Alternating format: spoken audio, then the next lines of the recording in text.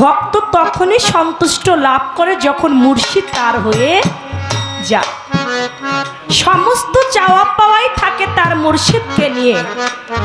যদি একবার তার দীনবন্ধু তার হয়ে যায়, পৃথিবীতে ভক্তের কোনো কিছু চাওয়া পাওয়া বাকি থাকে না।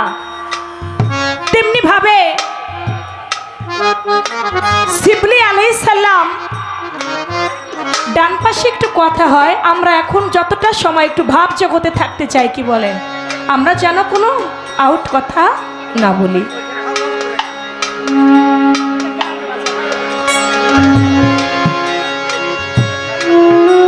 শিবলি আলাইহিস সালাম, দাদা বসেন, জাহাঙ্গীর দাদা বসেন, ঠিক হয়ে গেছে।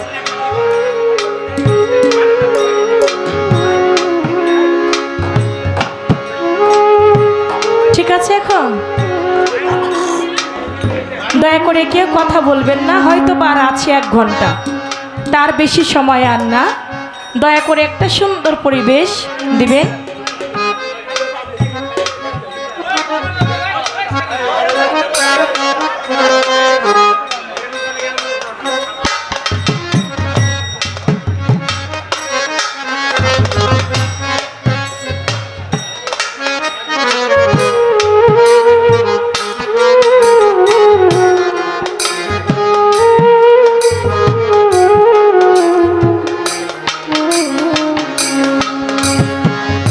একজন ভক্ত ছিল কাশেম।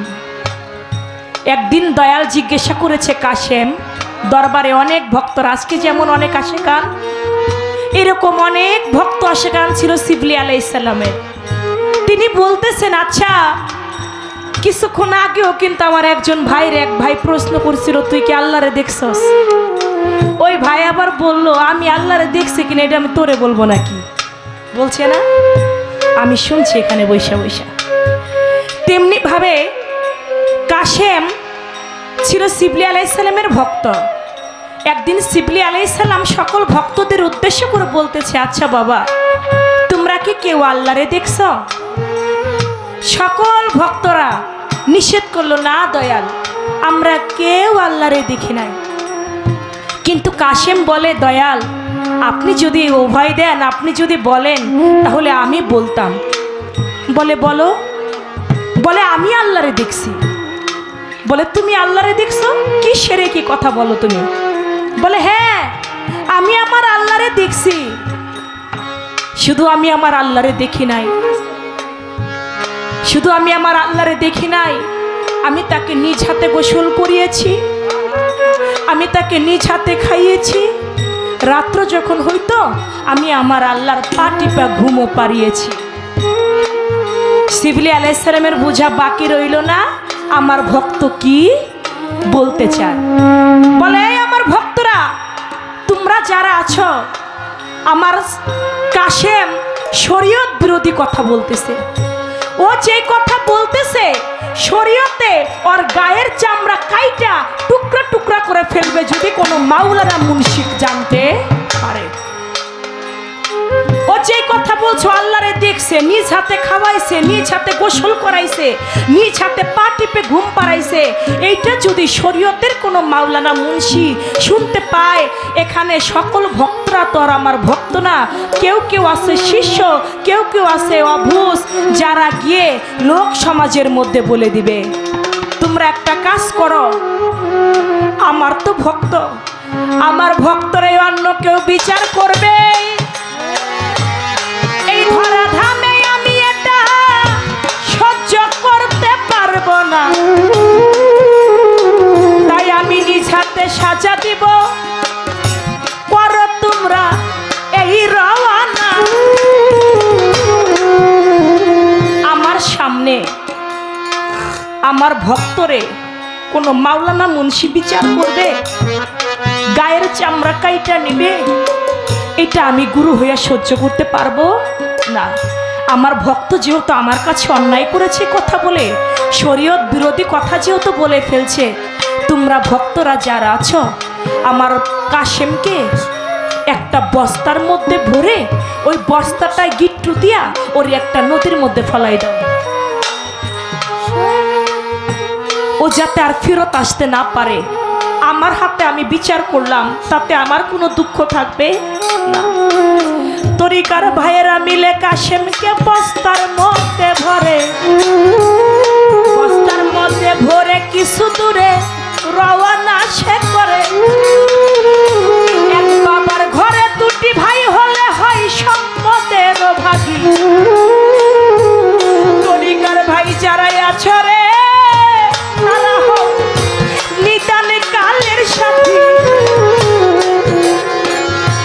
এক বাবার ঘরে দুটি ভাই থাকলে সম্পদের ভাগী। তরিকার ভাই যারা, তারা হয় নিদান কালের সাথী। বলে কাশেম, দয়াল বলছে তোরে বস্তার মধ্যে ভরে নদীর মধ্যে ফেলে দিতে। আমরা তো তোর ভাই, ভাই হয়ে ভাইকে কেমন করে নদীর মধ্যে ফেলে দিই? বস্তার গিট্টুটা খুলে দিই কাশেম, তুই বস্তা থেকে বেরোয় চলে যা। দয়ালকে গিয়ে বলবো কাশেমকে নদীর মধ্যে ফেলে দিয়েছি। বলে তোরা কেমন ভক্ত হয়েছিস দয়ালের? দয়ালের হুকুম তোরা পালন করতে চাস না। আমি ভাই, আমার প্রতি মায়া করে না রে। আমার মুর্শিদ যা বলছে তোরা তাই কর, আমার নদীর মধ্যে ফেলে দে।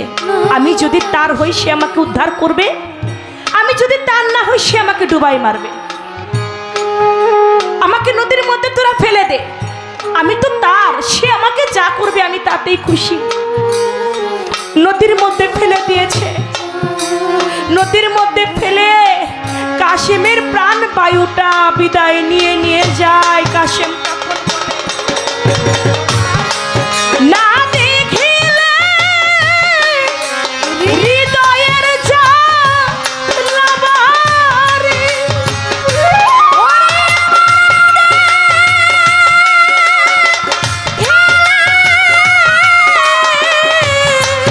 হৃদয়ের জ্বালাবারে তোমার না দেখিলে হৃদয়ের জ্বালাবারে, ও দয়াল জান রে, ওরে তুমি সদাই হইয়া দেও দেখা, ও কদম চাই আমারে, ওরে তুমি সদাই হইয়া দেও দেখা, ও মুর্শিদ চাই আমার, ওরে তুমি সদাই হইয়া দেও দেখা, ও কদম চাই আমার, ওরে তুমি সদাই হইয়া দেও দেখা, ও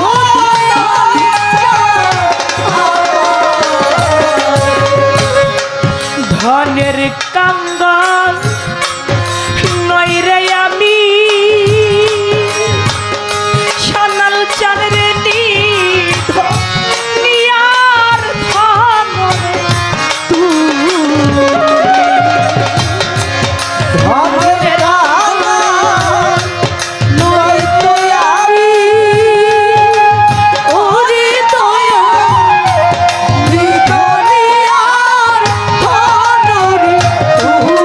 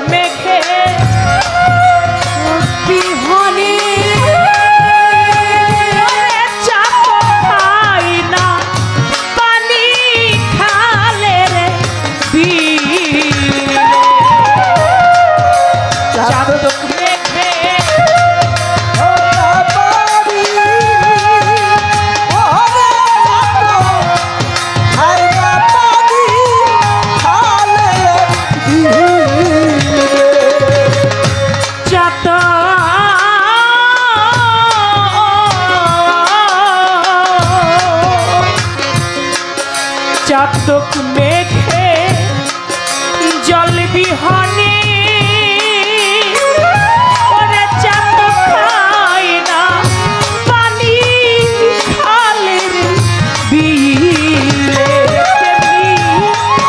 আমি থাকি আশা নদীর কিনারে ওরে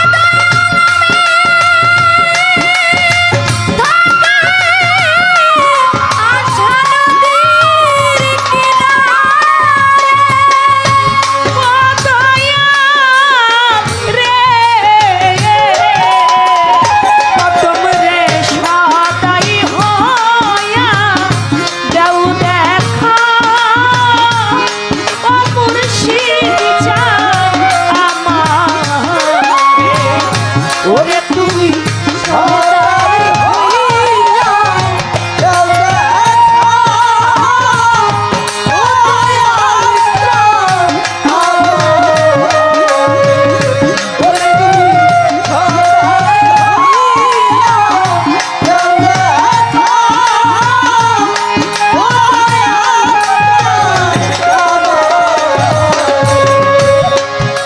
পাগল তারা বড়ই দুঃখী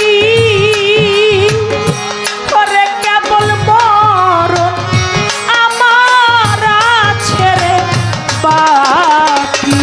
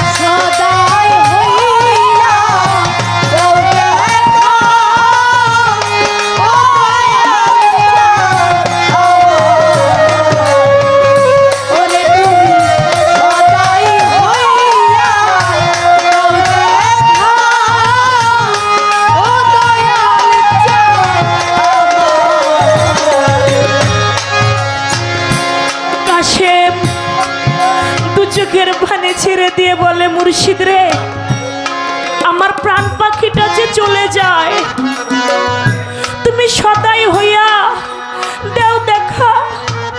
ও মুর্শিদ জান আমারে। আমার আল্লাহ বলে, কাশিম এমনই একজন ভক্ত হয়ে গিয়েছে ওর মুর্শিদের, ও যেভাবে পানিতে ডুবে যায় আমার আসমান জমিন যে থরথর করে কাঁপে। এদিকে কাশিমের বাবা সংবাদ পেয়েছে, কাশিমের গুরু কাশিমকে বস্তায় বেঁধে নদীর মধ্যে ফেলে দিয়েছে। কাশিমের বাবা গিয়ে কয়, কাশিম আয় বাবা, আমি তোর বাবা, আমি হাত বাড়িয়েছি, তুই আমার হাতটা ধরে উঠে আয় বাজান। কাশিম বলে, এই হাত আমি চিনি না, এটা আমার আল্লাহর হাত না, আমি এই হাত ধরে উঠবো না, আমার প্রাণ পাখি চলে গেলেও আমি উঠবো না। কাশিমের মা সংবাদ পেয়ে ছুটে গিয়েছে, বাবা কাশিম, আমি তোর মা, 10 মাস 10 দিন তোকে গর্ভে ধারণ করেছি, আয় বাবা তুই উঠে আয়। কই, এই হাত তো আমি চিনি না, এটাও আমার আল্লাহর হাত না, আমার আল্লাহর হাত ব্যতীত আমি উঠবো না। আমার আল্লাহ বলে, বন্ধু তুমি পারো তোমার ভক্তকে রক্ষা করতে, তুমি ব্যতীত আর ও কাউকে চিনে না, কাউকে বুঝে না। শিবলি আলাইহিস সালাম নিজেই গেলেন, কাশেম বাজান রে, আমি তোকে একটু পরীক্ষা করে দেখলাম তুই আমার কতটা পাগল হয়েছিস রে। তুই নদীর মধ্যে নেমে এখনো তুই কারো হাতে উঠবি না, তুই আমার হাতে চাস। যখন জিবরিল আলাইহিস সালাম হাতটা বাড়িয়ে দিয়েছে, কাশেম থাপ্পা দিয়ে ধরে কয়, এইটাই তো আমার আল্লাহর হাত,